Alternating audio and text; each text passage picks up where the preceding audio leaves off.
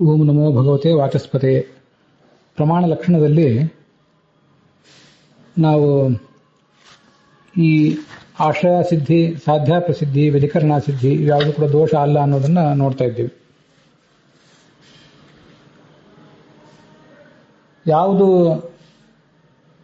ಯಾವ ಹೇತುವಿಗೆ ಆಶ್ರಯವಾದ ಪಕ್ಷ ಅಸತ್ಯ ಆಗಿದೆಯೋ ಅಂಥ ಅನುಮಾನ ದುಷ್ಟಾನುಮಾನ ಅಂತ ತಾರ್ಕಿಕರು ಹೇಳಿದಾಗ ನಾವು ಅದನ್ನು ನಿರಾಕರಣೆ ಮಾಡಿದ್ದೇವೆ.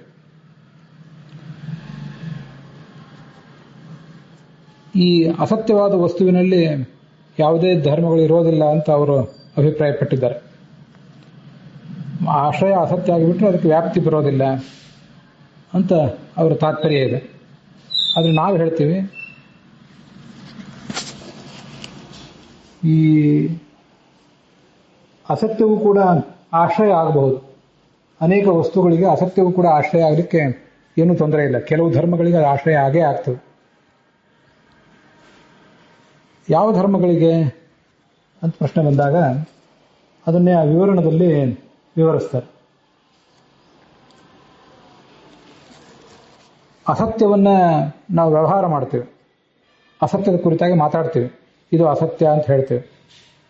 ಇದು ಅಸತ್ಯ ಅಂತ ಒಂದು ಶಬ್ದ ನಾನು ಪ್ರಯೋಗ ಮಾಡಿದರೆ ಕೇಳಿದವರಿಗೆ ಅದರ ಜ್ಞಾನ ಬರ್ತದೆ. ಅಸತ್ಯದಲ್ಲಿ ಜ್ಞಾನ ವಿಷಯತ್ವ ಬಂತು. ಅಸತ್ಯನ ಕುರಿತಾದ ಜ್ಞಾನ ಬಂದರೆ ಆ ಜ್ಞಾನಕ್ಕೆ ವಿಷಯ ಅಸತ್ಯ, ಜ್ಞಾನ ವಿಷಯತ್ವ ಅನ್ನೋದು ಅಸತ್ಯದಲ್ಲಿ ಬಂತು. ಇದು ಜ್ಞಾನದ ಕುರಿತಾಗಿ ಆಯಿತು. ಕೆಲವು ಕಡೆ ಆ ಅಸತ್ಯದ ಕುರಿತಾಗಿ ನಾವು ಶಬ್ದ ಪ್ರಯೋಗ ಮಾಡ್ತೇವೆ. ಜ್ಞಾನ ಅನ್ನೋದು ಮನಸ್ಸಿನ ಲೆವೆಲ್ನಲ್ಲಿ ಇರುವಂಥದ್ದು. ಜ್ಞಾನ ಬಂದಾಗ ನಾವು ವ್ಯವಹಾರ ಮಾಡಿಯೇ ಮಾಡ್ತೇವಂತಿಲ್ಲ. ಜ್ಞಾನ ವಿಷಯತ್ವ ಅನ್ನೋದು ಅಸತ್ಯನಲ್ಲಿದೆ ಅಂತ ಒಂದು ಧರ್ಮ. ವ್ಯವಹಾರ ವಿಷಯತ್ವ, ವ್ಯವಹಾರ ಅಂದರೆ ಶಬ್ದ ಪ್ರಯೋಗ, ಶಬ್ದ ಪ್ರಯೋಗ ವಿಷಯತ್ವ ಮೊದಲಾದ ಧರ್ಮಗಳನ್ನು ಒಪ್ಪಬೇಕಾಗ್ತದೆ. ಆಮೇಲೆ ಹಾನ ವಿಷಯತ್ವ, ಇಲ್ಲಿ ಮೊದಲಾದ ಅಂತ ಅಲ್ಲಿ ಹೇಳಿದಾರಲ್ಲ, ಅದಕ್ಕಾಗಿ ನಾನು ಇನ್ನೊಂದು ಧರ್ಮವನ್ನು ಕೂಡ ಹೇಳ್ತಿದ್ದೇನೆ. ಮೊದಲಾದ ಎಂಬ ಶಬ್ದದಿಂದ ಹಾನ ವಿಷಯತ್ವ. ಹಾನ ಅಂದರೆ ಪರಿತ್ಯಾಗ ಮಾಡುವಿಕೆ ಅಂತ ಅರ್ಥ. ವಸ್ತು ಸತ್ಯವಾಗಿದ್ದರೆ ಅದು ನಾವು ಅದನ್ನು ಸ್ವೀಕಾರ ಮಾಡ್ತೀವಿ. ಸ್ವೀಕಾರ ಮಾಡುವುದಕ್ಕೆ ಉಪಾದಾನ ಅಂತ ಅಂತಾರೆ. ಉಪಾದಾನ ಕಾರಣ, ನಿಮಿತ್ತ ಕಾರಣ ಅಂತ ಕೆಲವು ಇದೆಯಲ್ಲ, ಅದು ಬೇರೆ, ಅದ್ರ ಬಗ್ಗೆ ನಾವಿಲ್ಲಿ ಹೇಳ್ತಿಲ್ಲ. ಇಲ್ಲಿ ಹಾನ ಅಂದರೆ ಬಿಡುವಿಕೆ ಅಂತ ಅರ್ಥ. ವಸ್ತು ಸತ್ಯವಾಗಿದ್ದರೆ ಅದನ್ನು ಸ್ವೀಕಾರ ಮಾಡ್ತೀವಿ, ಅದರಿಂದ ಏನಾದ್ರು ಲಾಭ ಇರ್ತದೆ. ವಸ್ತು ಅಸತ್ಯವಾಗಿದ್ದರೆ ಅದರಿಂದ ಏನೂ ಲಾಭ ಇರೋದಿಲ್ಲ, ಆವಾಗ ಅದನ್ನು ಹಾನ ಮಾಡ್ತೀವಿ, ಪರಿತ್ಯಾಗ ಮಾಡ್ತೀವಿ. ಆದ್ದರಿಂದ ಅಸತ್ತಾದ ವಸ್ತುವಿನಲ್ಲಿಯೂ ಕೂಡ ಹಾನ ವಿಷಯತ್ವ ಅಂದರೆ ತಿರಸ್ಕಾರ ವಿಷಯತ್ವ, ಶಬ್ದ ವ್ಯವಹಾರ ಅಂದರೆ ಶಬ್ದ ಪ್ರಯೋಗ ವಿಷಯತ್ವ, ಇವೇ ಮೊದಲಾದ ಧರ್ಮಗಳನ್ನು ಒಪ್ಪಲೇಬೇಕಾಗ್ತದೆ. ಆದ್ದರಿಂದ ಅಸತ್ಯವ ಪಕ್ಷ ಅಸತ್ಯವಾದರೂ ಕೂಡ ಅದರಲ್ಲಿ ವ್ಯಾಪ್ತಿ ಇರಲಿಕ್ಕೆ ಏನೂ ಕೂಡ ತೊಂದರೆ ಇಲ್ಲ. ಅಸತ್ಯಪಿ ವ್ಯಾಪ್ತಿರಸ್ತಿಯೇವ ಅಂತ ಆಚಾರ್ಯರ ಪ್ರಮಾಣ ಲಕ್ಷಣದಲ್ಲಿ ಅದನ್ನೇ ಹೇಳಿರೋದು. ಅಸತ್ಯಕ್ಕೂ ಕೂಡ ವ್ಯಾಪ್ತಿ ಅನ್ನೋದು ಇದ್ದೇ ಇದೆ. ಅಸದಾಶ್ರಯಸ್ಯ ಸಾಧಕತ್ವಂ ನ ಇತ್ಯಪಿ ವ್ಯಾಪ್ತಿಂ ವಿನಾ ಕಥಂ ನಿವಾರ್ಯತೆ. ಯಾವ ಹೇತುವಿಗೆ ಅಸತ್ಯ ಆಶ್ರಯವಾಗಿದೆಯೋ ಅಂಥ ಹೇತುವು ಸಾಧಕ ಅಲ್ಲ ಅಂತ ನೀವು ಹೇಳ್ತೀರಿ. ಆಶ್ರಯ ಅಸತ್ಯ ಆದ್ದರಿಂದ ಆ ಹೇತುವಿಗೆ ಸಾಧ್ಯದೊಂದಿಗೆ ವ್ಯಾಪ್ತಿ ಇಲ್ಲ ಅಂತಾದರೆ ಪ್ರಮಾಣ ಲಕ್ಷಣದಲ್ಲಿ ಅದರ ಅನುವಾದ ನೋಡಿ. ವಿವರಣದಲ್ಲಿ ಅನುವಾದ ಬೇಡ, ಇದು ಸರಳವಾದ ಅನುವಾದ, ಪ್ರಮಾಣ ಲಕ್ಷಣದ ಅನುವಾದ 572ನೇ ಪುಟದಲ್ಲಿ. ಅಸದಾಶ್ರಯಸ್ಯ ಸಾಧಕತ್ವಂ ನ ಇತ್ಯಪಿ ವ್ಯಾಪ್ತಿಂ ವಿನಾ ಕಥಂ ನಿವಾರ್ಯತೆ ಅಂತ. ಅದಕ್ಕಿಂತ ಮುಂಚೆ ಪಕ್ಷದಲ್ಲಿ ಹೇತು ಇಲ್ಲದೆ ಹೋದರೂ ಕೂಡ ಅಂಥ ಹೇತುವಿನಲ್ಲಿ ವ್ಯಾಪ್ತಿ ಇರಬಹುದು, ಅದರಿಂದ ಆಶ್ರಯ ಸಿದ್ಧ ದೋಷ ಅಲ್ಲ ಅಂತ ಬಂದಿದೆ. ಅದು ಅಸತ್ಯಪಿ ವ್ಯಾಪ್ತಿರಸ್ತಿಯೇವ ಅನ್ನೋದ್ರ ವಿವರಣೆ. ಆಶ್ರಯ ಅಸತ್ಯ ಆಗಿಬಿಟ್ರೆ ಆ ಹೇತುವಿಗೆ ಸಾಧ್ಯದೊಂದಿಗೆ ವ್ಯಾಪ್ತಿ ಇರೋದಿಲ್ಲ ಅಂತ ನೀವು ಅನ್ನೋದಾದರೆ, ಅಸದಾಶ್ರಿತವಾದ ಹೇತು ಅಂದರೆ ಅಚೇತನತ್ವ ಎಂಬ ಹೇತು ಅದು ಅಸದಾಶ್ರಿತವಾಗಿದೆ. ಯಾಕೆಂದರೆ ಆ ವಂಧ್ಯಾಸುತನಲ್ಲಿ ಅದಿದೆ. ವಂಧ್ಯಾಸುತಃ ನ ವಕ್ತ ಅಚೇತನತ್ವಾದಂತ ಅನುಮಾನ ಪ್ರಯೋಗ ಇದೆ. ಇದು ಅಸದಾಶ್ರಿತವಾದ ಹೇತು ಅಚೇತನತ್ವ ಅನ್ನೋದು.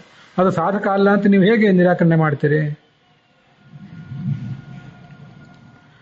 ಹಾಗೆ ನಿರಾಕರಣೆ ಮಾಡ್ಲಿಕ್ಕೆ ಬರೋದಿಲ್ಲ. ನಿರಾಕರಣೆ ಮಾಡ್ಲಿಕ್ಕೆ ಹೋದಾಗ ನೀವು ಅಲ್ಲಿ ಸಿಕ್ಕಿ ಬೀಳ್ತೀರಿ, ನಿಮಗೆ ಅದು ತಿರುಗುಬಾಣ ಆಗ್ತದೆ ಅಂತ ಹಿಂದಿನ ಪಾಠದಲ್ಲಿ ಅದು ಬಂದಿದೆ. ಅದು ವಿವರಣದಲ್ಲಿ ಬಂದಿದೆ. ವಿವರಣದಲ್ಲಿ ಸ್ವಲ್ಪ ಹೆಚ್ಚಿನ ಅಂಶ ಇರ್ತದೆ. ಆಚಾರ್ಯರ ಮೂಲ ಪ್ರಮಾಣ ಲಕ್ಷಣದಲ್ಲಿ ಅದೆಲ್ಲವೂ ಕೂಡ ಇರೋದಿಲ್ಲ. ಟೀಕಾಚಾರ್ಯದನ್ನು ವಿವರಿಸಿದ್ದನ್ನು ನಾವು ಈಗಾಗಲೇ ನೋಡಿ ಆಯಿತು. ಅದನ್ನು ಆಚಾರ್ಯರ ಮೂಲ ವಾಕ್ಯದಲ್ಲಿ ಮತ್ತೊಂದ್ಸರಿ ನೋಡ್ತಾ ಇದ್ದೀವಿ ಅಷ್ಟೆ. ಅದರ ಮುಂದೆ ಪ್ರಮಾಣ ಲಕ್ಷಣ ಮೂಲದಲ್ಲಿ ಹಾಗೆ ವಿವರಣದಲ್ಲಿ ಒಂದು ಸಂಗತಿ ಇದೆ. ಅಸದಾಶ್ರಯ ಸಾಧನ ಅಂತ ಹೇಳಿದಾಗ ಸಾಧನಕ್ಕೆ ಅಸತ್ಯವಾದ ವಸ್ತು ವಿಶೇಷಣ ಆಗ್ತದೆ ಅಂತ ಬಂದಿದೆ. ಮೊದಲು ಪ್ರಮಾಣ ಲಕ್ಷಣದಲ್ಲಿರುವ ಮೂಲದ ಅನುವಾದ ಓದಿದೆ.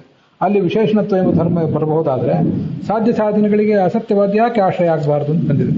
ಸ್ವಲ್ಪ ವಿವರಣೆ ಈ ಅಲ್ಲಿ ಟೀಕಾದ ವಿವರಣದಲ್ಲಿದೆ, ಅದನ್ನು ನೋಡೋಣ.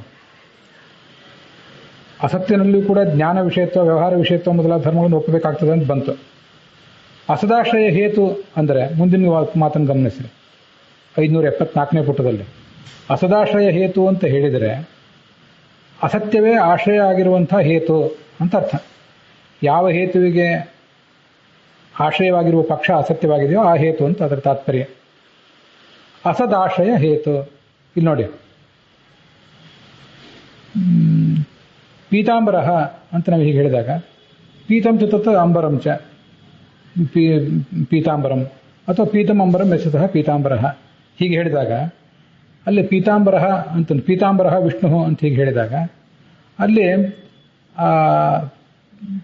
ಪೀತಾಂಬರ ಅನ್ನೋದು ವಿಷ್ಣುವಿಗೆ ವಿಶೇಷಣ, ಅಂಬರಕ್ಕೆ ಪೀತ ಅಂತ ಅನ್ನೋದು ವಿಶೇಷಣ.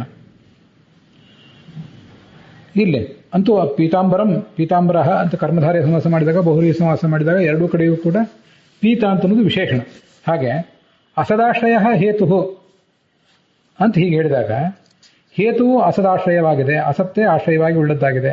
ಸರಿಯಾಗಿ ಪೀತಮಂಬರಂ ಯಶಸಃ ಪೀತಾಂಬರ, ಅಸನ್ ಆಶ್ರಯ ಯಶಸಃ ಅಸದಾಶ್ರಯ. ಹಾಗೆ ಅದನ್ನು ಓದ್ಕೊಳ್ಳಿ.